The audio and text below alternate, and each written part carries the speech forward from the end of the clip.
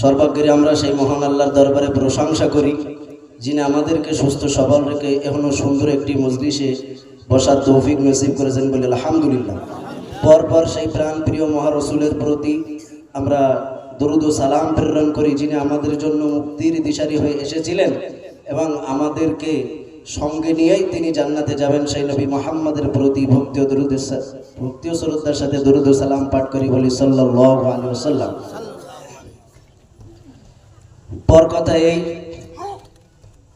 আজ এক ঝাঁক কোরআন বানানেওয়ালা, হাফেজ বানানেওয়ালা এবং হাফেজ বাননেওয়ালা, এক বানানেওয়ালা আর এক বাননেওয়ালা ছাত্র এবং শিক্ষক, তাদেরকে সঙ্গে করে নিয়ে এই এত বড় কোরআনের কারখানা, সেটাকে পরিচালক অর্থাৎ আপনাদের মতো এত সুন্দর আয়োজন কমিটি কর্তৃপক্ষ পরিচালিত সকলকে কোরআনের এই ময়দানে এক ঝাঁপের তলায় দেখতে পেয়ে আমরা সকলেই খুশি, আল্লাহর আরশ খুশি, বলুন আলহামদুলিল্লাহ।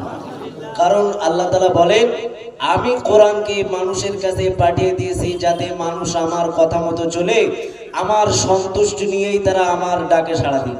এটাই মূলত আমার উদ্দেশ্য। তা না হলে এই কোরআন জিনেদের কাছে আসেনি, এই কোরআন ফেরেশতাদের কাছে আসে নাই।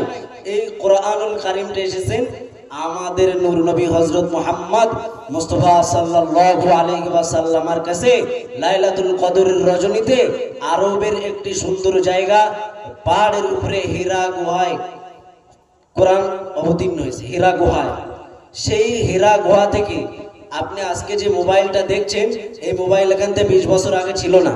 ছিল কি? একটা হয়তো দোকানে মোবাইল ছিল, ফোন ছিল। তারপর থেকে আজ এতগুলো মানুষের, ছোট বড় সমস্ত রকম মানুষের কাছে আজ মোবাইল ছেয়ে গিয়েছে কি যায় না? তো হীরা গুহায় ইকরা বিসমি রাব্বিকাল্লাযী খলাক ইলা আখির পর্যন্ত 5টি আয়াত এসেছিল হীরা গুহায় সর্বপ্রথম। কিন্তু আশ্চর্যের বিষয় হলো এই, আজকে 2024 সালে আমরা যে উপনীত হয়েছে এই পর্যন্ত কয়েক শত কোটি কোটি হাজার হাজার আলেম হাফেজ আল্লাহ তাআলা এই কোরআনের হাফেজ আলেম বানিয়ে দুনিয়া থেকে বিদায় নিয়েছেন, সুবহানাল্লাহ বলেন। আর আজও সেই কোরআনটা 6666 আয়াত মতান্তরে কম বেশি যেটাই হোক আমরা বিশ্বাস করি, সেই কোরআন এই মানবের সিনায় ধারণ করার জন্য আজও পৃথিবীতে শত শত হাজার হাজার কারখানা আমাদের সম্মুখে মজবুত আছে। আছে কিনা বলেন? পৃথিবীর কোন ইতিহাস, ভূগোল, বিজ্ঞান সাবজেক্ট যেটাই বলি না কেন, আমরা জ্ঞানের বহু উৎস আছে, কিন্তু কোন জ্ঞানকে সঞ্চয় করার জন্য এতটা সময় ব্যয় করে একটা ছাত্রের পেছনে অ্যাক্টিভ থাকতে হয় না। থাকতে হয় কি? কিন্তু কোরআন যেটা হীরা গুহায় এসেছিল, ওই কোরআনটাকে একটা ছোট্ট নাবালক বা নাবালিকা ছেলে মেয়েদের অন্তরের ভিতরে গেঁথে দেওয়ার জন্য 24টা ঘন্টা জীবনের একটা টাইম দিতে হয়। দেওয়ার পরে দেখা যায় যে আল্লাহ তাআলা ওই 30টা কোরআন যেটা কাগজে লেখা আছে, ওইটার কাগজে থাকে না, বরং জ্যান্ত লাউহে মাহফুজ জিন্দা কোরআন মানুষের সামনে চলাফেরা করে, সুবহানাল্লাহ বলে। আজকে আপনার ঘরের মাদ্রাসার যে কোরআন আছে, বাইরে হয়তো আগুন লেগে জ্বালিয়ে সারখার হয়ে যেতে পারে, কিন্তু জ্যান্ত কোরআন আপনাদের সামনে হেঁটে বেড়াবে। এটা গর্বের না, গর্বের নাকি না? এই যে ছেলেটার ভিতরে 30টা পারা গেঁথে গেল, এর পিছনে আল্লাহর তো রহমত আছে। আর আল্লাহ পাকের কৌশল দেখেন কেমন, শুয়ে বসে কোনো কিছুই পাওয়া যায় না, শুয়ে বসে কোনো কিছুই পাওয়া যায় না। এসি ফিট করা ঘরে গদিতে শুয়ে আর মোবাইল দেখে কানে হেডফোন লাগিয়ে আমি হাফেজ হয়ে যাব? হাফেজ হয়ে যাব? ভোর 3টের সময় ওঠা লাগবে, আবার রাত 11টা পর্যন্ত জেগে জেগে পড়া লাগবে। সারাদিন পড়া দেওয়া নেওয়ার কেস তো আছে, আবার নিজেকে ধরে রাখার একটা অদম্য স্পৃহা থাকা লাগবে। তারপরে দেখা গেল 6 মাস, 1 বছর, 3 বছর, 4 বছর আল্লাহ পাক ওটাকে দেবেন। ওই শুয়ে বসে খেয়ে দিয়ে ওইভাবে আল্লাহ পাক দেবেন না, সাধনা করেছেন। আর সবচাইতে বড় সাধনার মূল পাওনা কি জানেন? আপনাদের মতো এতগুলো সক্রিয় একজন সেবক তারা পেয়েছেন, সুবহানাল্লাহ বলেন। আপনারা গ্রামের মানুষ এই মাটিকে যদি কোরআন বানানোর জন্য শক্তপোক্ত না করতেন, তাহলে তারা আজকে হাফেজ হতে পারতো না। কারণ যে কোনো মঞ্চের লোক আসুন না কেন 1 2 3 দিন থেকে চলে যায়, কিন্তু একে আপনার রক্তের কেউ, আপনার বংশের কেউ, কোথায় বাড়ি কোথাকার সন্তান, কিন্তু কি জন্য একে দিলে দিলে আপনারা এখানে খেয়ে পরে মানুষ করলেন? কিসের খাতিরে? কোরআনের খাতিরে। আর এই যে হাফেজটা হলো, একই হাফেজে একলা বাড়ি চলে যাবে আপনার বিশ্বাস হয়?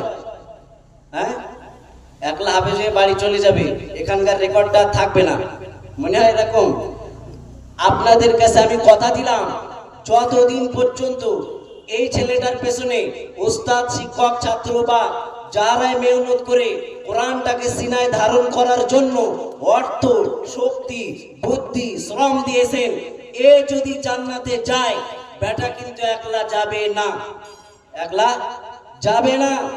কারণ এর বুকে যেটা আছে, সঙ্গে করে 10 জন জাহান্নামী যারা পরিবারে, তাদেরকে তো নিয়ে যাবে বটেই, পাশাপাশি যারা এককালীন দুটো খেতে দিয়েছিল, পড়তে দিয়েছিল, শোয়ার জায়গা দিয়েছিল, তাদেরকেও নিয়ে যাবে। সুবহানাল্লাহ। নারে তাকবীর, নারে তাকবীর। সুতরাং আজকের আমরা মুসলমান, আমরা চেষ্টা করব, আমাদের হায়াত কম, সময় কম, যতটুকু পারা যায় কোরআনের সাথে লেগে থাকা। কোরআন মানে শুধু তাবিজের জন্য ব্যবহার নয়, কোরআন মানে শুধু তোতা পাখির মতন পড়ার নয়। কোরআনের মূল দাবি হলো 6টি। কয়টি? এটাই বলে আজকে আমি আপনাদের কাছ থেকে বিদায় নেব। কোরআনের মূল দাবি, কোরআন যেটা আমাদের কাছে আছে, এই কোরআনের মূল দাবি কয়টা বললাম? 6টা। এক হলো কোরআন নিজে শেখা, কোরআন নিজে শেখা, অপরকে শেখানো, নিজে পাঠে তেলাওয়াত করা, নিজে সেটাকে মুখস্থ করে সংরক্ষণ করার চেষ্টা করা। কম বেশি 10টা সূরা তো লাগবেই, তাও যদি না হয় 4টে সূরা তো মুখস্থ করতেই হবে। তাহলে কোরআন নিজে শেখা, অপরকে শেখানো, মুখস্থ করার চেষ্টা করা, এভরিডে তেলাওয়াত করার চেষ্টা করা, বাল্লিক করা, সেটাকে প্রচারে রাখা, সেটাকে প্রচারে রাখা, এবং ওই কোরআনের বিরুদ্ধে যারা লাগে তাদের বিরুদ্ধে ঝাঁপিয়ে পড়া। এর মৌলিক দাবি হলো এই। সুতরাং আপনি যদি শুধুমাত্র কোরআনটা নিয়ে ঘরে শোকেজে শো করার জন্য, দেখানোর জন্য রাখেন, কোরআন কিন্তু আপনার বিরুদ্ধে চলে যাবে, তখন আর হাফেজের সুপারিশ কাজে আসবে না। কোরআন আপনার বাড়ি আসে, কোরআনের এই মৌলিক দাবি 6, এই 6টা দাবি আমি আপনি যদি আদায় করতে পারি তো আলহামদুলিল্লাহ, এই হাফেজ সাহেব যেমন আল্লাহর দয়ায় জান্নাতে যাবেন, তো আমাদের এতগুলো আজকের যারা মানুষ রয়েছি তাদেরকেও আল্লাহ চায় তো মাইয়াশফা শাফাতান হাসানা, যদি আল্লাহ চায় তো এর শাফাতের কারণে আমাদের এই সমস্ত মুসলমানদেরকেও আল্লাহ তাআলা জান্নাতে যাওয়ার সুযোগ দেবেন, বলেন আমিন। ছোট মানুষ, ভাষাগত ভুল ত্রুটি বেয়াদবি মাফ করবেন। ওয়া আখির দাওয়ানা আলহামদুলিল্লাহি রাব্বিল আলামিন। আসসালামু আলাইকুম ওয়া রাহমাতুল্লাহ। নারে তাকবীর, নারে তাকবীর। জনাব আলা হযরত হাফেজ কারি মাওলানা আসাদুল্লাহিল গালিব সাহেব বলুন জিন্দাবাদ। নারে তাকবীর। মাশাআল্লাহ, অল্প সময়ের মধ্যে 5 মিনিটের মধ্যে আমার